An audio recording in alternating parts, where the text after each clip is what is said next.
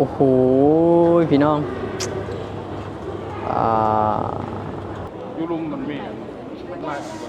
อืมปาดพี่น้องโห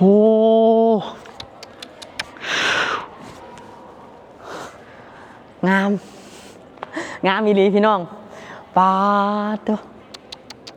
งามแหงพี่น้องโอ้โหเป็นตึกที่สูงที่สุดในประเทศลาวเนาะในตัวเมืองนครหลวงเวียงจันทน์เนาะพี่น้องเป็นรีสอร์ทหรือว่าเฮือนพักเนาะประมาณนี้แหละโอ้สาวสวยนะครับโอ้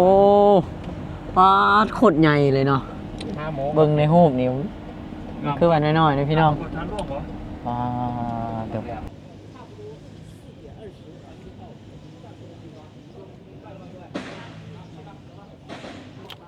โอ้เนาะพี่น้องนี่เอาทุกคนตอนนี้ก็คือมือนี้เจ้าทินพาไปเนาะไอประดับดินเนาะทุกคนจะพาไปหอพิพิธภัณฑ์เนาะแล้วเราต้องซื้อปีเนาะอยู่บนนี้แล้วพี่น้องไม่รู้ว่าปีเท่าไรเนาะเราก็ต้องไปทำราคาไปนำกันเนาะนำกันผู้บ่าวลงผู้บ่าวเด้อ เดี๋ยวเราต้องถามเขาก่อนว่าเอากองเข้าไปได้บ่พี่น้องหรือว่าบ่ได้เนาะเราก็บ่จักเนาะจุดนี้เป็นจุดที่เราจะซื้อปีเนาะเพื่อเข้าไปรับชมอยู่ทางในเนาะทุกคนเนาะมันก็จะมีคนต่างประเทศก็มาเที่ยวหลายนี่เนาะแสนสาวผู้ละแสนสาวพูดละแสนซาวเนาะพูดละแสนซาวนี่คือปีที่เราจะเข้าไปรับชมทางในทุกคนเนาะนี่ราคาจะต่างกันเนาะคนลาวแสนซาวคนต่างประเทศก็2แสนซาวประมาณนี้เดี๋ยวเราไปรับชมทางในนำกันว่ามันจะงามขนาดใดพี่น้องนี่ทุกคนเราต้องแตะมองนี่แล้วกันมันจะนั่นเลยเนาะนั่นยังบ่ยังเลยบ่อ๋อโอเค มันจะมีรถไปส่งอยู่เนาะไปส่งหอพิพิธภัณฑ์เลยแต่ว่าทีมงานนี่เขาเจ้าอยากออกกำลังกายใช่ไหมพี่น้องเขาก็เลยว่าย่างเอานะขี่รถคือเฮาขี่รถเข้าไปนี่เสียเงินเท่าไหร่วันนี้แจกละ10,000บอกผู้ละ10,000บอกผู้ละ10,000จะกินจะถูกอ๋อแต่ว่าซูมือนี่ราคามันกับปรับแปลงขึ้นเนาะ5 บาทพันได้5,000บ่แน่ใจอ๋อแต่ว่าบ่ได้กินฟรีอากาศก็ร้อนแน่เนาะมื้อนี้ร้อนเด้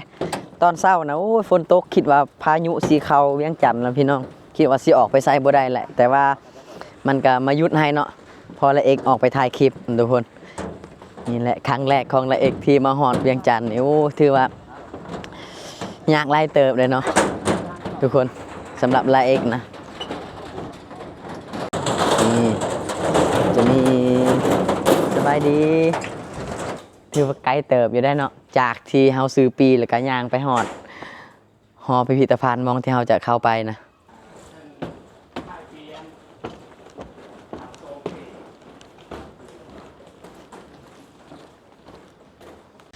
จุดนี้เขาเอิ้นว่าน้องเสื่อมเด้อทุกคนผู้ทางพูนสาวบานเพิ่นกำลังหาปลาเนาะบ่าวละเอกย่างไปแล้วก็แนมเบิงเห็นปลาหลายอยู่ได้พี่น้องนี่เนาะงามอีหลีพี่น้อง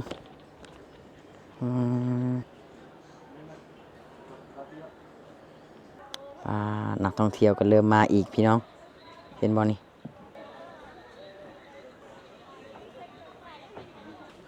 จุดนี้เป็นกองขนาดใหญ่เนาะทุกคน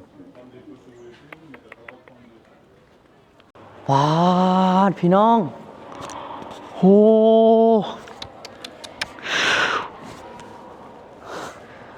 งามอีหลีพี่น้องปาดเด้อโอ้โหสุดยอดเลยนี่คือหอพิพิธภัณฑ์เนาะที่นครหลวงเวียงจันทน์เนาะพี่น้องเป็นจุดเดียวอยู่ในประเทศลาวเนาะที่งามที่สุดเนาะเบิ่งเนาะศิลปะการตกแต่งเนาะสุดอลังการเลยพี่น้องปาดเด้องามแฮงพี่น้อง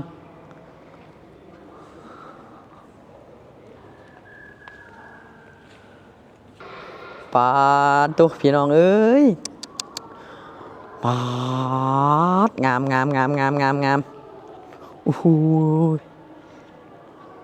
สุดยอดสุดอลังการเลยโอ้โหนี่เนาะ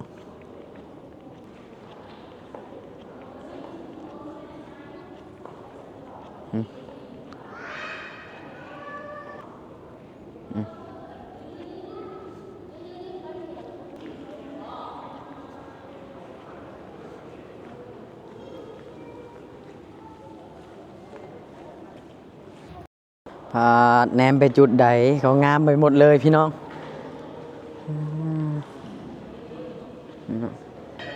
โคตรงามเลยทุกคน โอ้โห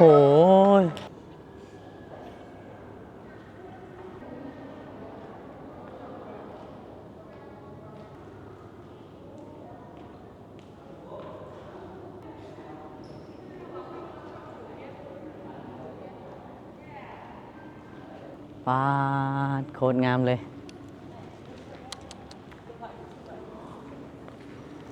สุดยอดเลยพี่น้อง โคตรงามเลยที่สุดเลยเนาะหนึ่งเดียวในประเทศลาวเนาะจุดนี้หอพิพิธภัณฑ์ อยู่ที่นครหลวงเวียงจันทร์พี่น้อง เดี๋ยวละเอกจะพาทุกคนมาชมวิวบรรยากาศทางลุ่มเนาะจะเป็นอย่างไรพี่น้อง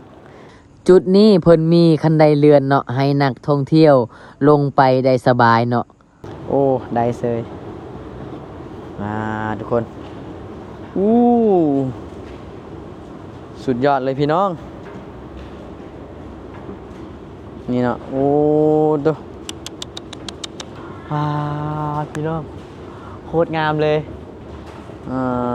เด้อ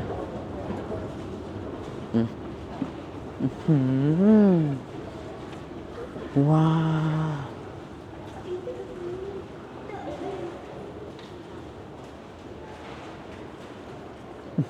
พี่น้อง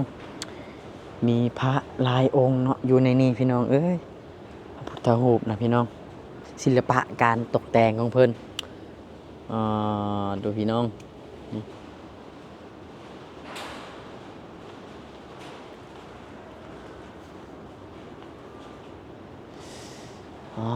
อันนี้เนาะเพิ่นแกะ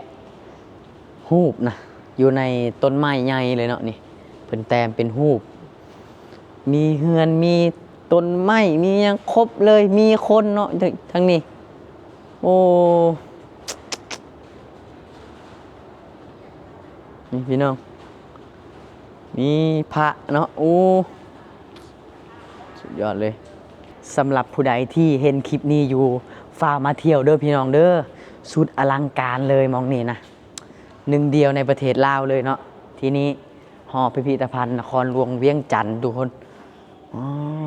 ดูถามได้เอ่ยเพิ่นเปิดตั้งแต่ปีใดเลยนี่จักปีละหอพิพิธภัณฑ์อะไรวะโดย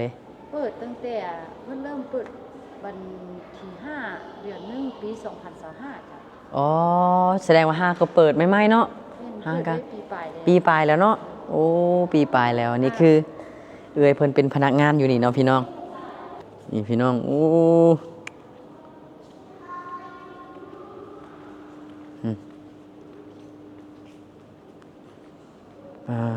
ดูงามงาม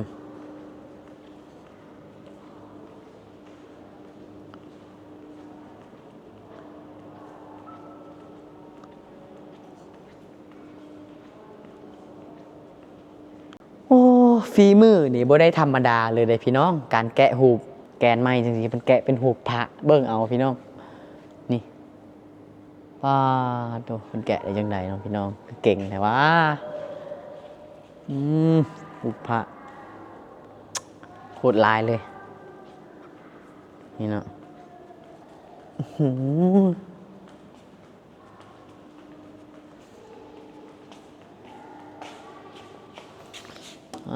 ดูพี่น้อง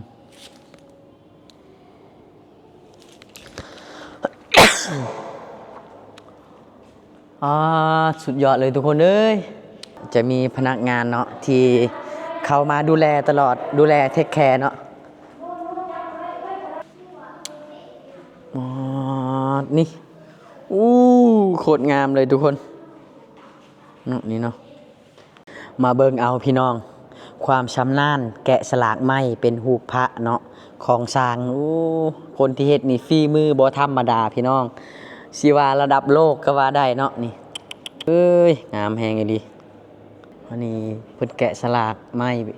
หูปสร้างเนาะนี่เดี๋ยวทุกคนโอ้เก่งขนาดเลยนักแต้มหรือว่านักสร้างเนาะศิลปะโอ้ตัวทุกคนเอ้ยตอนนี้เราเองกำลังขึ้นคันไดเรือนเนาะเพื่อจะชมวิวทางเทิงเนาะงามๆนี่โอ้โหพี่น้อง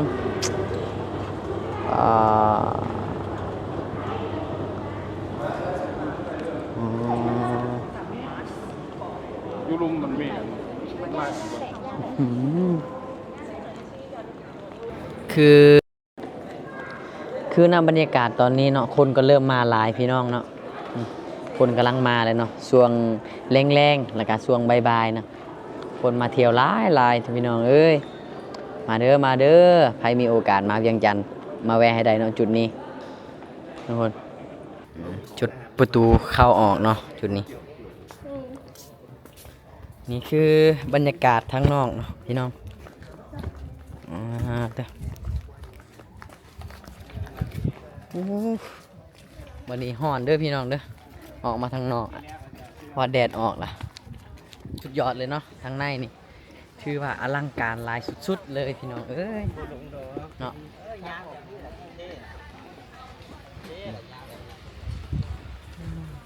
พอออกมานอกอากาศคนฮ้อนแต่ว่าทางในน่ะเย็นคักเลย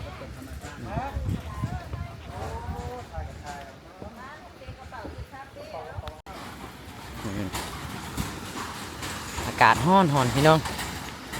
โอ้ต่างประเทศก็มาเที่ยวหลายเนาะสบายดี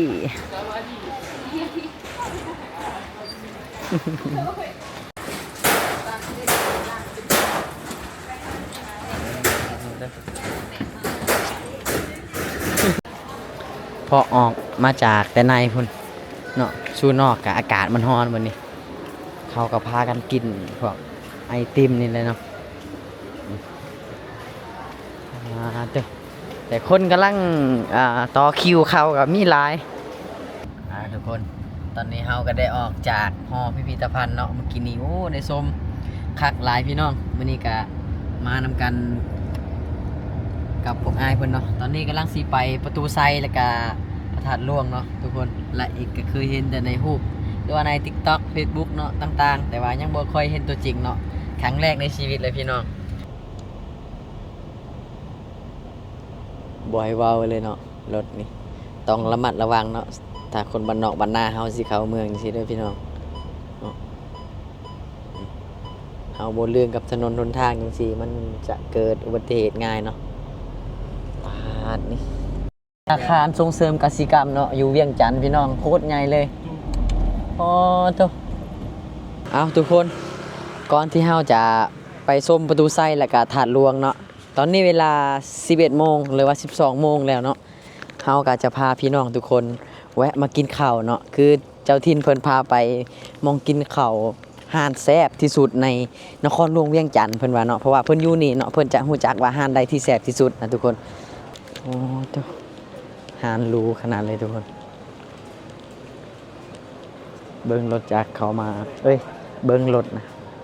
พวกรถใหญ่สินะเขาจะเอามากินข้าวนะพี่น้องลายขนาดเด้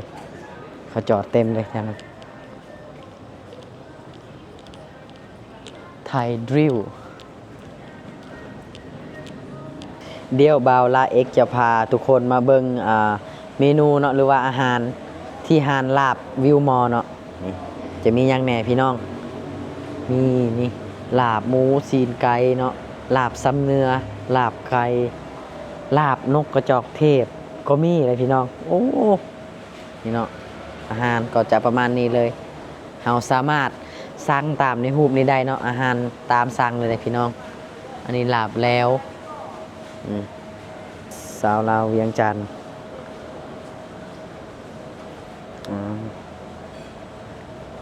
ข้าวหานนำกันทุกคน อันนี้คือบรรยากาศทางในหานเนาะและนี่ก็คือบรรยากาศทางในหานเนาะทุกคนเนาะโอ้ลูกค้ามากินข้าวมีแต่ผู้ใหญ่เนาะ โอ้ก็เป็นยากครับเชื่อห้องอันนอก นี่คือบรรยากาศทางในทุกคนบรรยากาศดีเนาะเย็นคักขนาดเลยนี่พี่น้องอันนี้เป็นลาบอย่างลาบง่วงปะ เนี่ยนะก้อยปลา ก้อยปลาเนาะโอ้ก้อยปลาเคิงพี่น้องมาแล้วเด้อมาพี่น้องเจ้าทินเลี้ยงมือนี้โอ้ยมาบ้านเบาละเอกมีแต่เลี้ยงหน่อไม้ บ่ได้เลี้ยงชีนบ่ได้เลี้ยงปลาเด้อพี่น้องเนาะบัดมาบ้านเพิ่นก็เลี้ยง แนวแซ่บๆสุกินเนาะว่าเด้อ เอาหลังก็ได้เด็กก็ นี่ แตกต่างแน่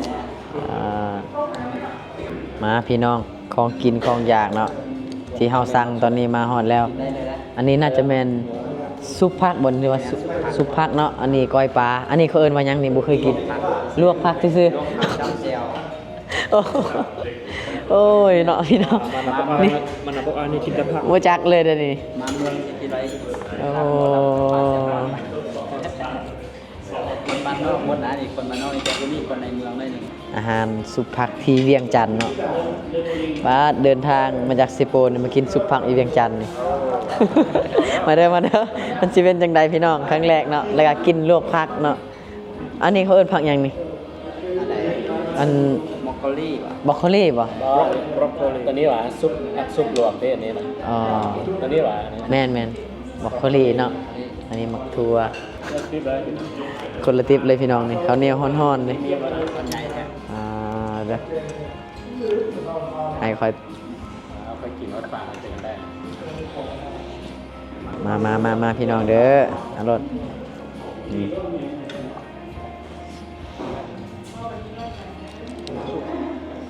มาดูเพื่อนที่มือเต้าตี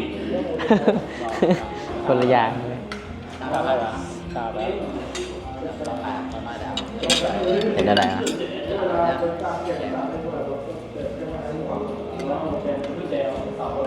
บาสมันสิเฮียหมดนี่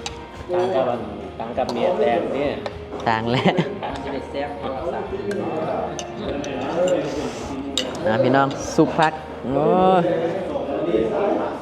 ยถนัดมือไรกว่าวะ ซาปี อืม ได้ทำเองจังเมียอะไรวะ ลืมเมียเลย กับใครที่เมีย อืม กลับไปที่เมียแล้วเจ้าแกล้งกินโปรเซฟ มื้อนี้ทีมงานสาย โดยสบายดี มาจากซีฟู้ด เซโฟนเด้อมากินข้าวซุปพักอยู่ที่เวียงจันทร์ครั้งแรกเดินทางจากเซโฟนมากินซุปพักอยู่เวียงจันทร์ เวลาเดินทางมาเตะซีฟู้ดมาเตะรอบสุดท้ายเป็นมากินอาหารบ้านเรา แม่น พักมีกล้วยป่ามีเก็บป่า มือดีไอ้ประดับดินเลี้ยงเนาะมือนี้เนาะเพิ่นเลี้ยงกับข้าวกับน้ำมาลินบ้านเพิ่นพี่น้องครั้งแรกถ้าเพิ่นบ่พามากะบ่จักทางไปเลยเอามาแต่บ้านนอกบ้านนานะพี่น้องเอ้ยต้องขอบ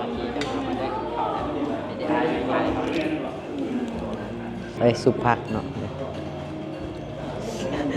กินยากในจังน้อยเนาะวันละเอกส่วนหลายจะใช้มืออะไรก็โดยขอบใจอ๋อไหนแล้วไว้หันละเดี๋ยวตั้งเองก็ได้นี่อืม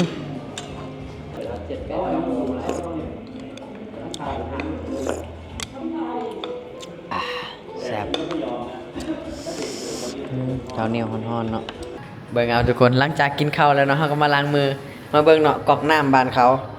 แค่ยืนมือจังสีนะมันน้ำมันก็ไหลมาเลยนะพี่น้อง มันพวกฟองนี่อยู่ไหนนี่มีผีไหน บอก มีผี ตัวหาตัวกันเลิศนี่ เขาผีหู้เพราะว่าเขาเอามือ โอ้ยตายแล้วพี่น้อง ผีมาหู้ว่าเขาขอน้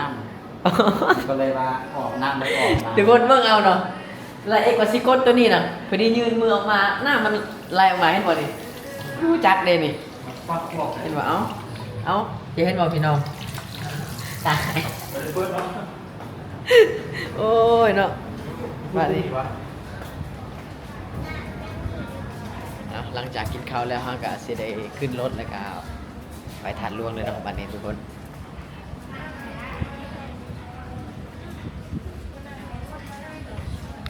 พี่น้องในระหว่างทางที่เราจะเดินทางไปทานหลวงเนาะ หรือว่าประตูไซเนาะเราก็ได้เห็นตึกสูงๆพี่น้องเนาะหลายชั้นเลยนะเป็นตึกที่สูงที่สุดในประเทศลาวเนาะในตัวเมืองนครหลวงเวียงจันทน์เนาะพี่น้องเป็นรีสอร์ทหรือว่าเฮือนพักเนาะประมาณนี้ล่ะมี3บอนเนาะนี่มี3ชั้นมี3บอนนะพี่น้องติดกันเลย3ตึกนะอยู่ติดกันตัวพี่น้องตึกที่สูงที่สุดในประเทศลาวเลยแหละเนาะนี่ก็จะติดไฟแดงอีกแล้วนี่อันนี้ก็เป็นรถตุกๆเนาะรถ3 ล้อผู้สาวเต็มรถเลย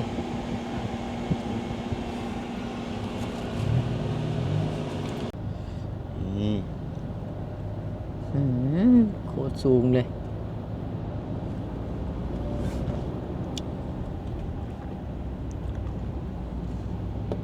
ว้าพี่น้องซื้อห้องแฮมลาดสวงวันดาวิสตาเนาะพี่น้องพาอยากเนาะไปมาเวียงจันทน์มาพักเบิ่งเด้อพี่น้องเด้อ มองนี่นะคักแหละ ถนนโคตรดีเลย พนักงานอยู่เคาน์เตอร์ ถนนเข้าเมืองเนาะ คัดเอาคนดูดีหมดมาให้ได้ นี่เนาะมาเดินกัน ใส่ประตูไซกัน นี่ ว่า เส้นถนนเส้นที่เราอยู่ตอนนี้คือถนนไกรสอนพรหมวิหาร โคตรใหญ่เลยทุกคน โอ้ตัวเงินนี่ เห็นประตูไซแล้วบ่หน้าคุณไก่เอาทุกคนตอนนี้บ่าวละเอกมาฮอดแล้วเนาะที่ถาดหลวงเวียงจันทน์พี่น้องนี่ฟันเป็นจริงแล้วเนาะจากที่ละเอกเคยอยากไปตั้งแต่น้อยพี่น้องแต่ว่าบ่มีโอกาสเนาะตอนนี้ละเอกได้มีโอกาสมาฮอดที่ถาดหลวงเวียงจันทน์ถือว่าฟันเป็นจริงแล้วมื้อนี้เนาะนี่เนาะนี่โอ้โห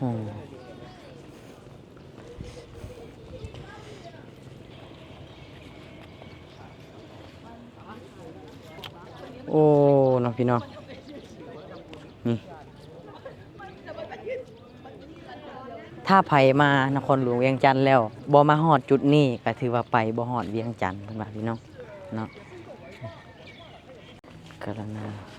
ซื้อบัตรสม5,000 กีบสบายดีอ๋อต้องนี่ทุกคนอันนี้คือจะเป็นทางในเนาะว้างามขนาดเลยพี่น้องเอ้ยโอ้งามหลายเนาะนี่พี่น้องป๊าดโคตรใหญ่เลยเนาะทุกคนเนาะโอ้ใหญ่คักขนาดอีนี้นี่โอ้ฝันเป็นจริงเลยพี่น้องนี่เนาะโคตรงามเลยทุกคนเอ้ยโอ้แล้วก็ใหญ่เนาะใหญ่แล้วก็กว้างเติบเนาะทุกคนพุ่นไปฮอดพุ่นเลยเนาะนี่ตัวสุดยอดเลยครั้งแรกในชีวิตเนาะที่ได้มาเห็นแล้วก็ได้มาเที่ยวแขวงเวียงจันทน์นครหลวงเวียงจันทน์เนาะทุกคนนี่ตัวพี่น้องแต่มันก็มีห้อยแตกเลยเนาะบางจุดเนาะพี่น้องมันมีห้อยแตกเพราะว่ามันอายุมันหลายปีแล้วเนาะมันก็เลยมีห้อยแตกเป็นบางบอนบางจุดนะพี่น้องเป็นคนเวียน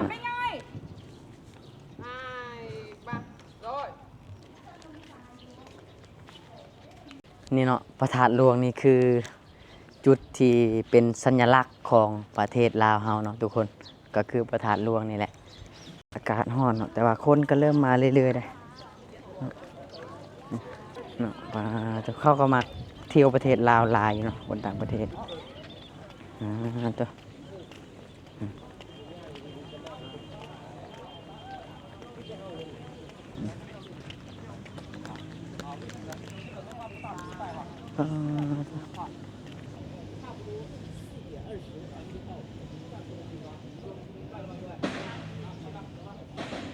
โอ้สาวสวยนะครับพี่ โอ้ปาดโคตรใหญ่เลยเนาะ 5 โมง เบิ่งในรูปนิ้วคือว่าน้อยๆนะพี่น้อง ทานร่วงเหรอ เดี๋ยวเบิ่งโอ้งามแท้พี่น้องเอ้ย ทาซี่คำซะเกินงามไปเนาะ สีเอกลักษณ์แบบนี้นะ เดี๋ยว ทาซี่ คื คำซะ อ เกิน ห่อพระแก้ว อ่า ที่เป็นสีเอกลักษณ์แบบนั้นแล้วพอมาเฮ็ดแบบนี้แล้วเสียหายไปแล้ว นี่เบิ่งเนาะนักท่องเที่ยวนะพี่น้องเขาจะเอาแวะมาถ่ายรูปกันโคตรหลายเลยนี่